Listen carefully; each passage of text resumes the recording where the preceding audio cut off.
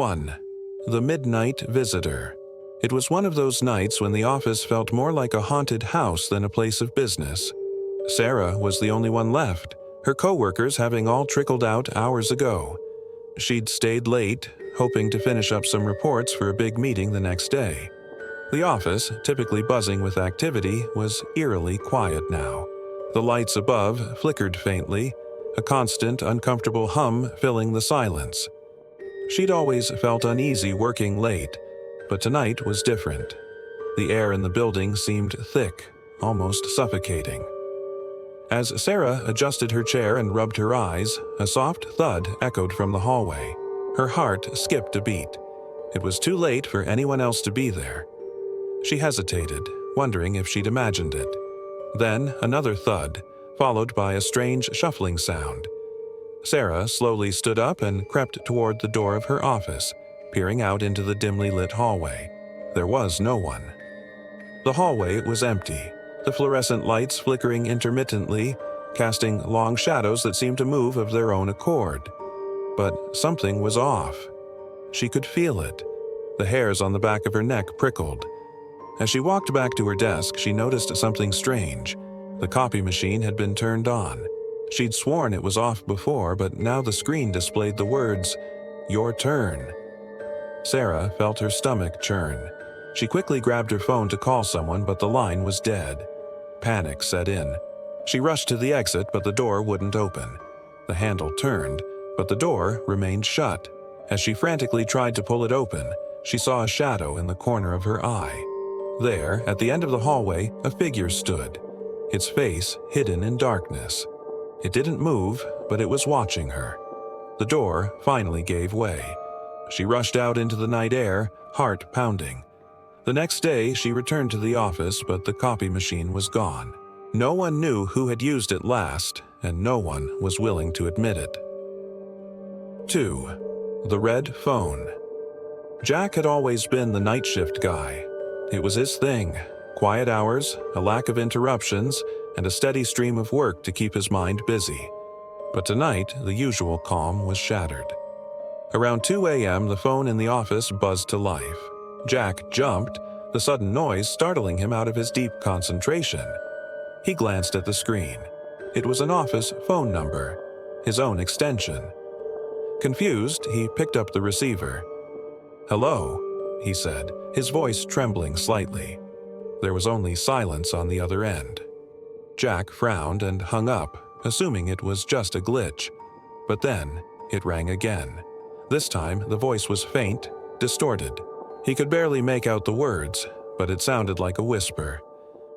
"Help me. Help me, Jack." He froze, staring at the phone in his hand.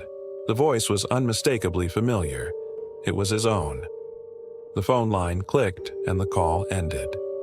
Feeling uneasy, Jack returned to his work, trying to ignore the strange occurrence. But every few minutes the phone rang again.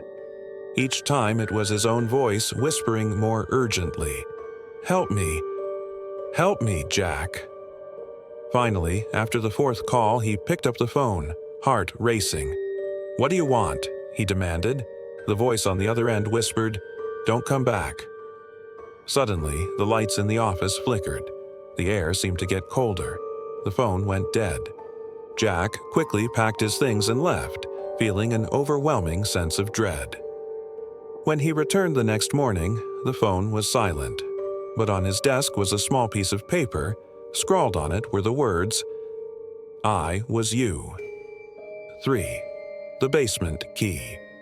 Lily had only been working at the accounting firm for a few months when she was asked to do something unusual.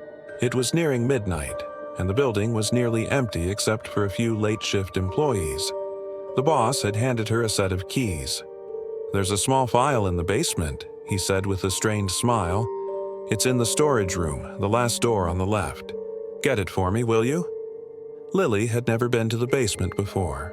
The thought of being alone in the dark, musty basement didn't sit well with her, but it was part of the job. She nodded, pocketing the keys. The basement was old and the lights flickered as she walked down the narrow hallway. The walls were lined with file cabinets, stacked high and dusty. The air smelled stale, like something had been left forgotten for too long. Lily reached the storage room at the end of the hall and unlocked the door, entering. The room was filled with old boxes, some stacked high, others carelessly piled up. It was too dark, and the dim light from the hallway barely cut through the shadows. She moved toward the far wall where the file she was asked to retrieve was supposed to be. Just as she reached for the box, she heard something. A soft sound like footsteps behind her. Her heart skipped a beat, but when she turned around, the room was empty. Her breath came out in quick gasps. She had to get the file and leave. But then she saw it.